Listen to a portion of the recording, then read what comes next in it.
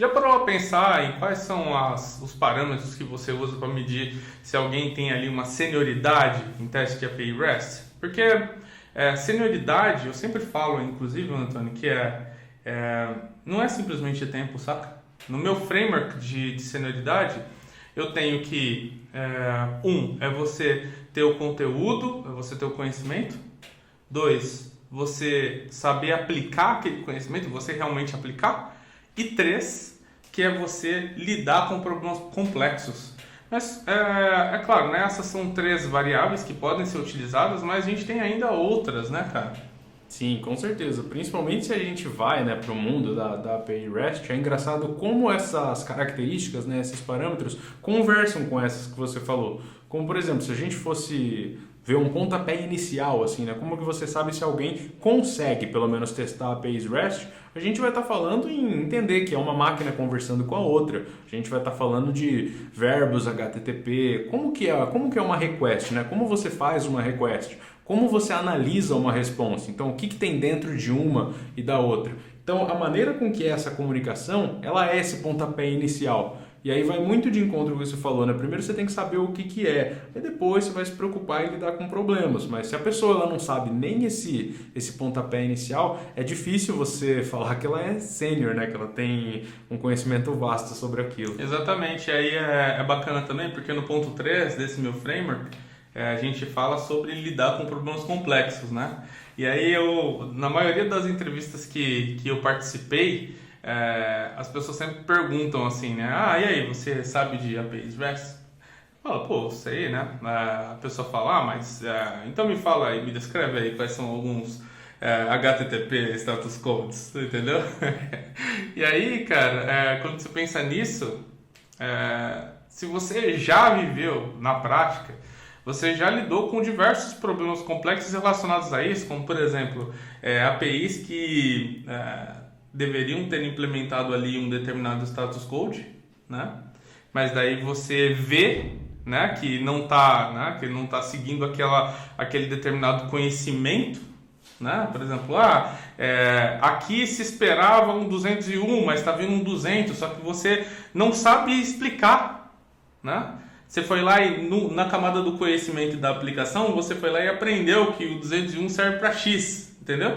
Só que daí alguém pega e fala pra você, não, aqui não é 201 não, aqui é 200, amigão. E aí você pega e fica naquela. Mas eu assisti num vídeo, e daí? Mas qual que é o fundamento?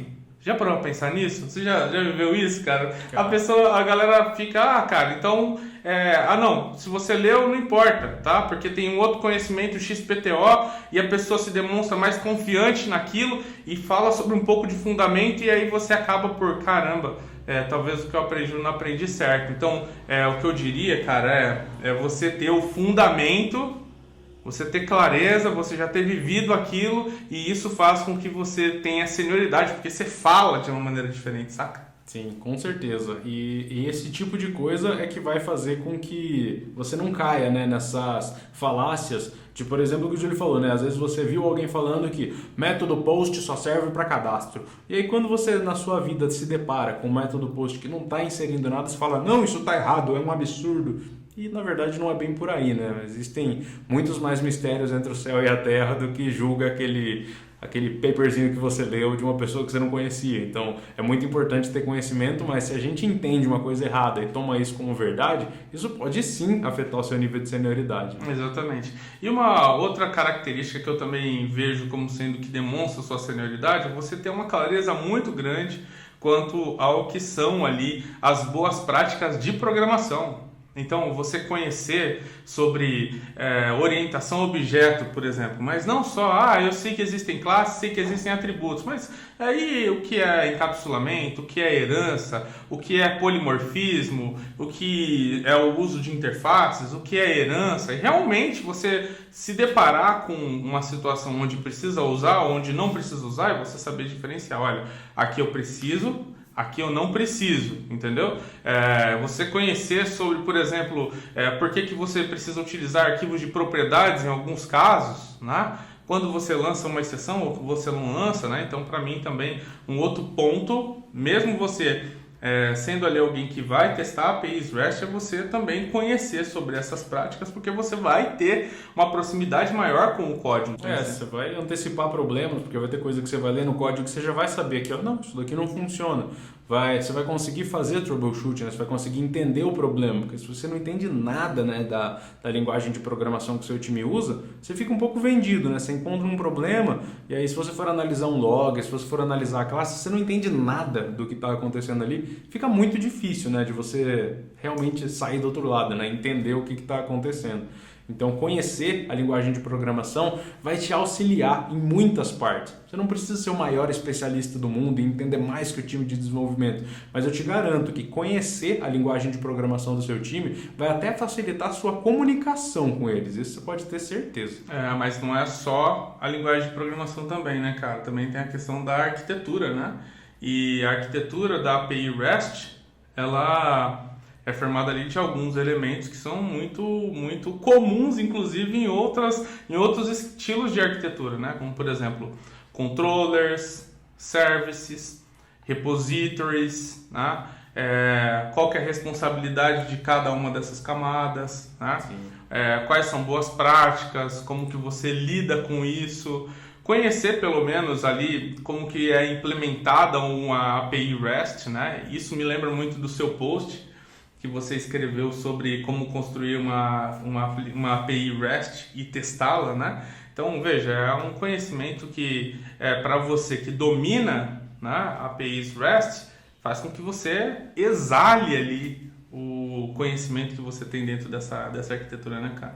Com certeza. E às vezes a gente pode ter a impressão de, tipo, não, eu não preciso entender o que está depois que eu mando a request e o que acontece antes da response, né? Não, eu preciso validar ali, tudo bem. Mas pelo contrário, se você quer prezar por qualidade, você precisa sim analisar a sua arquitetura e conhecer ela, né? Será que cada uma das camadas estão fazendo o que elas deveriam fazer? Porque se você conhecer as camadas, né, a arquitetura, você vai ver que não se pode fazer qualquer coisa em qualquer camada. Elas têm responsabilidades.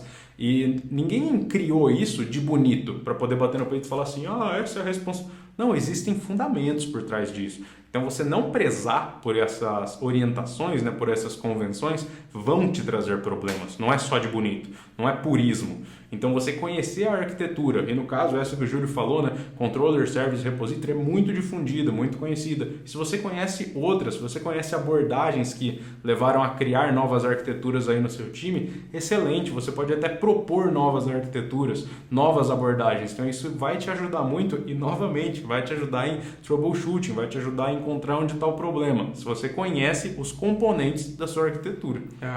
E uma outra habilidade também é de você realmente saber testar, né? Todo esse conhecimento que a gente falou até agora faz com que você seja capaz de exercitar uma API REST, de ler, né, o código-fonte da API REST, de você conseguir entender a arquitetura, se ela está realmente implementada seguindo aderente ali, né, ao que se propõe para esse estilo de arquitetura. Só que a gente tem mais, né? Você, como alguém que testa aplicações, precisa conhecer técnicas específicas e não específicas, né, para o contexto de API REST. Então, por exemplo, quando a gente fala de uma técnica mais genérica, a gente está falando de tabela de decisão, por exemplo, né? Que você pode utilizar para testar qualquer tipo de software, né? Testes destrutivos, você tem lá, sei lá, análise de testes baseados em riscos, né? Você tem testes exploratórios, heurísticas, que são aí bem genéricas, né? Mas você também tem técnicas que são muito específicas, por exemplo, dentro do universo ali não funcional, por exemplo, ali retrocompatibilidade, né? É ali um ponto que você precisa exercitar e que está diretamente relacionado a uma API REST, a aderência aos padrões, né? A forma com que é definido ali uma API REST. Você tem ali, sei lá, observabilidade para você entender se realmente ela está aplicando esse conceito. Então você tem muitas coisas que estão relacionadas. A forma, se você vai testar por cenário, se você vai testar por endpoint, então tudo isso vai fazer com que você tenha clareza, né, de como testar. Então são ali mais de 15 técnicas, assim, das mais simples, que você utiliza para conseguir testar uma API REST. Muitas vezes as pessoas acabam por fazer um curso de automação de testes e acha que só enviar a requisição e ter a resposta já é o suficiente. Não é. Você, como alguém que testa aplicações, precisa estar munida de diversas técnicas que podem te ajudar. Então esse é um caminho, né? Mas conforme você começa a aplicar a técnica, você também começa a ter ali, a encontrar inconsistências, né? Mas e aí, cara? Cara, com certeza. Se você não souber, né, realmente aplicar as técnicas e também gerir as inconsistências que você encontra, você vai encontrar problemas, porque no mundo da API as coisas mudam, né? A API ela acaba aflorando algumas preocupações, tanto da técnica quanto do gerenciamento de inconsistências. E a API ela vai te dar uma liberdade gigante. Então você pode mandar meio que qualquer coisa na requisição. Se você for fazer um fatorial daquilo, você vai ficar o resto da sua vida testando um endpoint. Da mesma forma que o gerenciamento de inconsistências, você não pode mais anexar um printzinho da tela do que aconteceu. Você precisa ir um pouco além, né? Você precisa entender o que aconteceu e comunicar isso para o seu time. Você precisa ser um pouquinho mais técnico para conseguir gerenciar essas inconsistências. E é muito comum no mundo de pessoas que testam aplicações, né? E quando a gente está falando de APIs REST, que você esteja mais próximo do seu ambiente. Às vezes é você que atualiza seu ambiente, é você que tem que parametrizar, fazer uma inserção no banco de dados. Então, se você encontra um cenário que na verdade não era um defeito, né, não era um problema, na verdade era só você que esqueceu de parametrizar alguma coisa, e você fica abrindo defeito por causa disso, você vai gerar um problema ali para o seu time, né? Você pode até gerar um gargalo ali de coisas que nem eram defeitos. Outras duas coisas que eu vejo que são assim, habilidades de alguém que se destaca como quando tendo uma grande senioridade, quando se fala em teste de API REST, ser fluente em automação de testes. Isso eu estou falando de não só do funcional, mas também do contrato, e também de você ser capaz ali de realmente, né, validar se aquela API ela não só funcionalmente, mas também não funcionalmente comporta-se como esperado, né? E um último aqui que seria de você ter ali uma clareza muito grande em como planejar os seus testes de API REST. E não importa se você está no ágil ou se você está no tradicional, você precisa ter uma noção muito clara de quais são as estratégias que você vai utilizar para testar a sua API REST. Né? Isso inclui você fazer gestão de riscos, de você entender impactos, inconsistências, de você saber o que você vai automatizar, de você ter uma noção muito clara de de quais são as funcionalidades que você deseja testar, de quais são toda a natureza de técnicas ou abordagens que precisam ser utilizadas ali dentro, e reunir tudo isso e ter de maneira clara e objetiva, visível para qualquer uma das pessoas que estão no seu time, o que precisa ser testado, como vai ser testado e quais são os principais ali